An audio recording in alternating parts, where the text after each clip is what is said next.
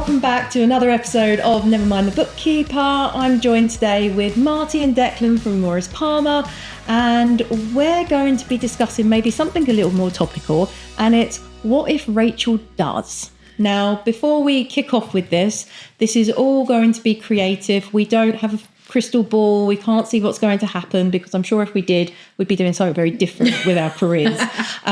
So we're just going to have some fun with potential things Rachel could do at the budget and what that will mean to you and your money. Because, you know, I can imagine that if there's anything particularly spicy or controversial that happens in November, there's a lot of clients that same afternoon, if not the next morning, phoning, going, I need to talk to you. I don't know what my life looks like. There will be, what changes there are. There is obviously always a need to act quite quickly. And I suppose it does depend a little on what has changed. But in the past, it's been things like NI rates going up that then have the whole salary dividend calculation as to which is more. Yeah, suddenly you're revisiting these topics. Yeah, so we often have to sort of revisit calculations we've done before, where we've said you might be better off having a salary of, equal to the personal allowance and taking anything else you want as dividends.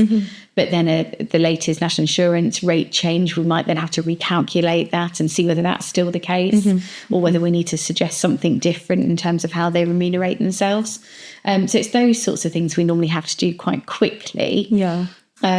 Capital gains, obviously the thing with the last year, because there was so much speculation about capital gains rates, we had quite a lot of clients who, because they were dreading what this could go up to, who cashed in a lot of investments to kind of crystallise the capital gains and then reinvest afterwards.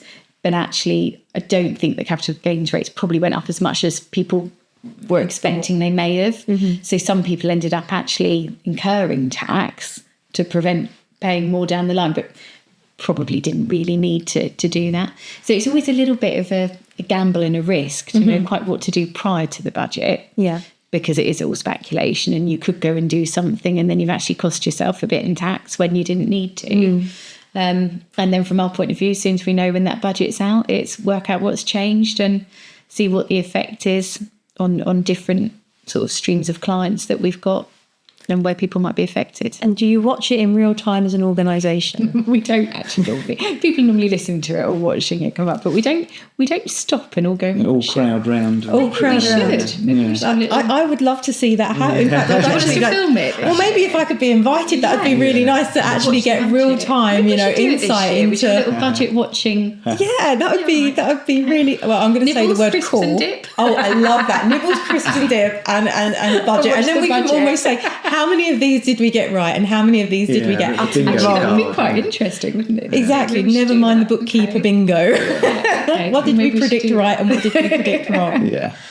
And I guess without wanting to be political, and I know we've had this conversation privately, like in our day-to-day business lives, politics never really comes into the business vernacular, and I'm a strong advocate of, and nor should it. It shouldn't have any kind of real influence over what we do. But I've noticed with my clients, they are definitely more hotly mouthed about the actions of the government that we currently have. Exactly that. And none of it's been positive. No. I've felt completely the same, that I don't talk politically with people. I never have, and I don't think it's a good idea to. But certainly just the feeling from clients, they are feeling more political, I think, because I think a lot of people just feel like a bit under attack with it, and particularly business owners. It starts to feel a bit personal, even though you're one of many businesses. It does start to feel a bit like, well, what can we do then? How can we make our businesses successful? If we can't do this, we can't do that, we're going to get taxed there. Yeah, where's the light at the end of the tunnel? Yeah, exactly. When have we turned the ship around? And it actually feels like the ship may be sinking more than it was before. Metaphors aside, though, I know one of the government's big manifesto pledges were they weren't going to put up VAT, income tax, NICs. And that is slowly... Well, there's been some interpretations and some very interesting semantics used, I think, for this time last year. If this 30 billion black hole calculated by the OBR is correct, or, within a margin of error, do you think politics aside, they're going to have to break their manifesto pledges, because the things we've discussed today of what if Rachel does, doesn't necessarily feel like it's going to cut the mustard to fill the hole. It's not quite enough, is it? Exactly. And actually, is this tinkering actually just pissing people off, when actually could we do something that, okay, you didn't want to break your manifesto pledge. I totally get that. Yeah. But you're going to have to, because the times have changed. Yeah. It's not what you thought it was going to be.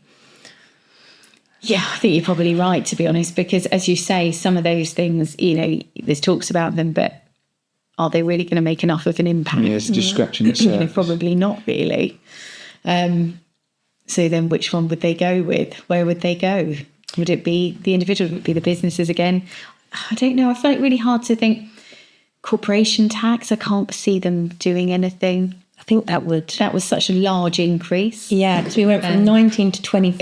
Exactly. 6% for a lot, for larger businesses, huge increase, and really felt by businesses. Yeah. So where do they go? And I think this is going to be the interesting watch. Yeah, I agree. Because they obviously have to go somewhere. Yeah. And, I'm not an economist and I'm not an accountant, but I look at it and think all of these tinkering around at the sides, it's the consumer that keeps getting hurt at the end of it. If you put NI on landlords, that's going to find its way back to, the rental income that they have to check. Everything's going to be pushed down. And ultimately, it's the consumer. So regardless of whether you're the working person, whatever the working person means, everybody is going to pay a higher amount regardless of their, fiscal position, I guess. So are we just hurting the working person because the money is just going to hit the consumer and everybody is a consumer? Do you know what I mean? Yeah. It just feels you always can't avoid hurting exactly them. Yeah, exactly. So are we indirectly hurting the people that they're trying to protect, rather than just biting the bullet and going for one of the chunkier taxes? Because I've seen a lot of conversations, because the Labour conference is happening as we're recording this, and there is a lot of people aren't talking about certain manifesto pledges. That seems to be the thing that's coming out of conference, that they're being very tight-lipped, which kind of suggests to me, are they going to break a manifesto pledge? And you've, as we were saying earlier, by having the budget when it is. And delaying it. Yeah, exactly. Does that sort of potentially spell bad news? Yeah, ultimately it's the messages it's sending out without giving us the facts. Yeah. Just the worry it causes, and the bracing yourself for negative impact. And I think it's really rich when we have two accountants and people that have been in finance and money for a long time actually talking about the marketing side of things, saying actually you're making our jobs lots harder. Marketing very rarely impacts us, but this is not cool. Yeah, it's very true.